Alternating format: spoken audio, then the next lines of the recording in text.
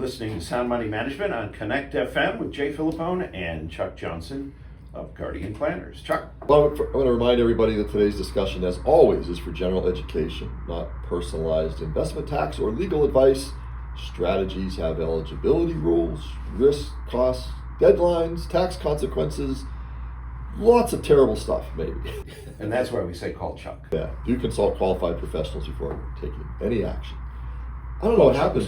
Call Chuck and then call your CPA, right? Yeah, that order. Where'd the show go?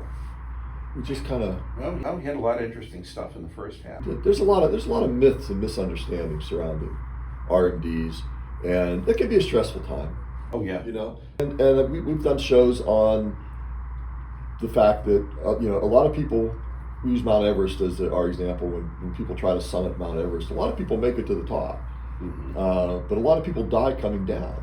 It's a different mindset, decumulation when you're spending the money you've saved your whole life, and just the fact that you're taking the money out is stressful for a lot of people. Sure. It's a complete turnaround from what you've been doing for 40 years. Absolutely. You have sacrificed. If you were a good saver, if you've got a good amount in your 401k, your IRA, that meant that you sent money away to your future self and denied your present self some fun, right? You sacrificed to accumulate that pile of money, and I'm sure there's a sense of pride, as there should be, that you did the right thing and took care of yourself. And now it's time to come down. It's time to spend that money. I don't want to spend that money. Maybe you need to. And the government's going to make you at some point, RMDs, required minimum distributions. And that could be a scary thing for folks. Most people who perish on the Everest trek do so on the way down. Guardian Planners, we have programs that are designed for just about every retirement investor to provide an income that hopefully the goal is an income that you don't outlive. We have strategies for that. Speaking of strategies, we kind of promised some strategies, Jay, but I ran out of time. So we have next week's show. Next week's show, folks, is going to be on RMD strategies, things that you can do, maybe help you get the most out of your retirement dollars that you struggled so hard to save. But I think we're just going to jump into some fast facts. I think that's a great idea. We'll do that. Okay. I've got some good ones here. You always have good ones, Chuck. My son Alec, who is our newest advisor, not yet, registered admin. He's getting there. He's getting there. Passed all his exams and everything, but he you should see the smile on Chuck's face. If you watch the show on YouTube, you will see it because he is so proud. I am very proud of Alec. He passed all of his exams, passed his Series 7 the first time around, which is hard. I was going to say 70%. I think 70% of people fail it the first time, something like that. It's a really hard exam. He passed it the first time. He didn't do as well as I did. I don't think I had it doesn't matter. Well, you aced every test in record time. Apparently, we're not allowed to even make that a big deal. Is this going to get beeped? Maybe we beep that one. Let's get to the fast facts. All right. In 1840, my point was he lived in Washington, D.C. area, and so we went to the Smithsonian often.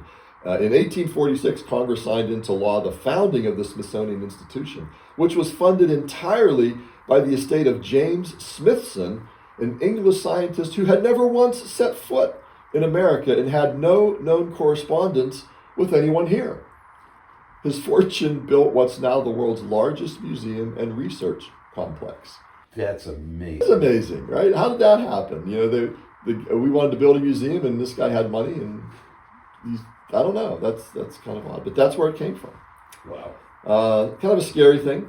Credit card debt in America stood at $1.25 trillion in the first quarter of this year. That's according to the Federal Reserve Bank of New York. Mm-hmm.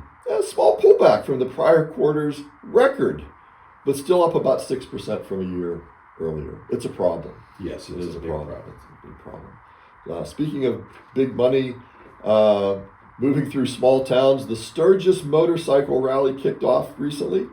It generates an estimated $784 million in annual economic impact for South Dakota.